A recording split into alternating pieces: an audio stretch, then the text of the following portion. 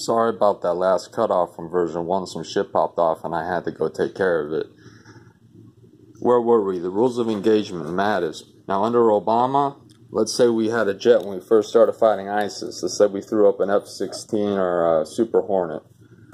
Now, we bring that shit flying over Iraq looking for shit to kill. And they'd be like, yo, I see an ISIS column still, man. They got some freaking tanks that they jacked from the Syrian military. And he calls in, yo, can I bomb these tanks, this column that's moving through the desert? And then they'd have to call in to their superior. Then they'd have to call in. Then they'd have to call in. And pretty much go to freaking Obama, who tried to micromanage this shit. Trump's handed it over to the generals, which is the best thing to do. Is what they should have done in Vietnam, taking care of that shit. So, James Mattis, the general of the Marines, he came in and he loosened those rules of engagement. So now, because the problem before, that jet that saw that shit, by the time he got authorization, he was out of fuel and he'd have to go back to base, wherever that may be. Shit, it might even be all the way over here in the freaking aircraft strata group that we have in the Red Sea. But now, if that motherfucker sees something, he just dropped the bombs. The rules of engagement have changed. No one wants to fuck with our shit. Especially in Syria, we've made it very, very clear. We control from here all the way up through here. And that's fucking up Iran. They don't know what to do. They're trying to push through. It's going to be very interesting to see. Especially with Israel. We got their back. Now the Gulf states, who are Arab, remember, the Iranians are Persian. They're trying to make Persian Empire V3. Now, Saudi Arabia and the Gulf states, they're Arab and they're Sunni and they hate the Shiite Persians. They don't like each other. They're scared of each other. And recently there were war games held in Egypt that involved Saudi Arabia and all these Gulf states in Egypt, which is also Sunni Arab. So I bet Iran's given that some thought. And I know Russia's given some thought. Now we bomb the fuck out of their shit without a second thought. They ain't even tried it since. Remember, we got Al-Tanf. This is our major tripwire right here. And we're building major outposts back here. We're building permanent military installations. I've heard 10 to 14. You won't hear about that in the news. And in Iraq, fuck, I don't know what we're doing. You never hear about that shit. But we have over 6,000 troops. In Kuwait, we used to have 16,000. I don't know how many are sitting there to spring if we need to up through this freaking valley. But Jordan's our boy.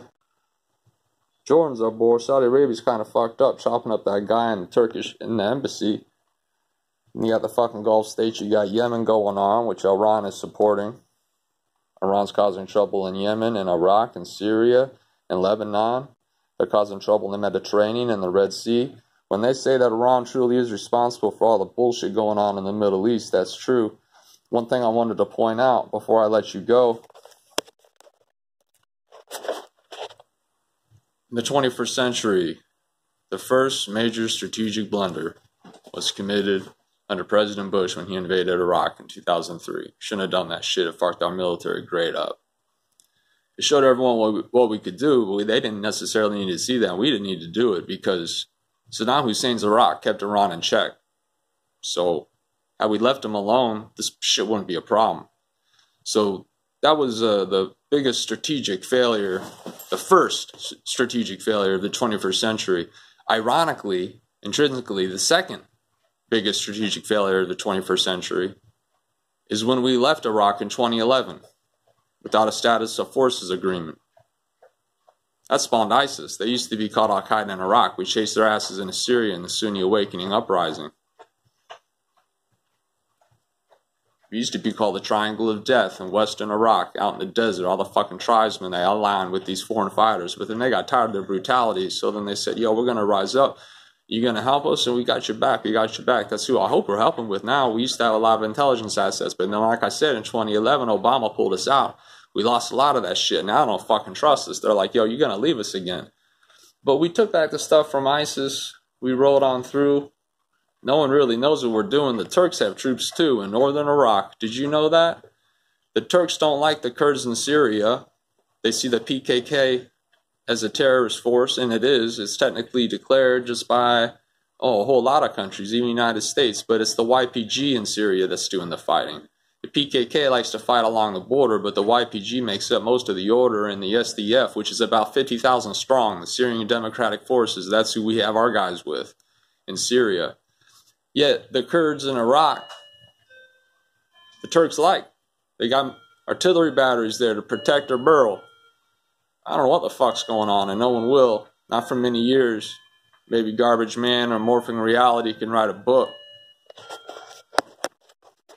Anyhow, I hope I didn't take up too much of your time. This is the shit popping off.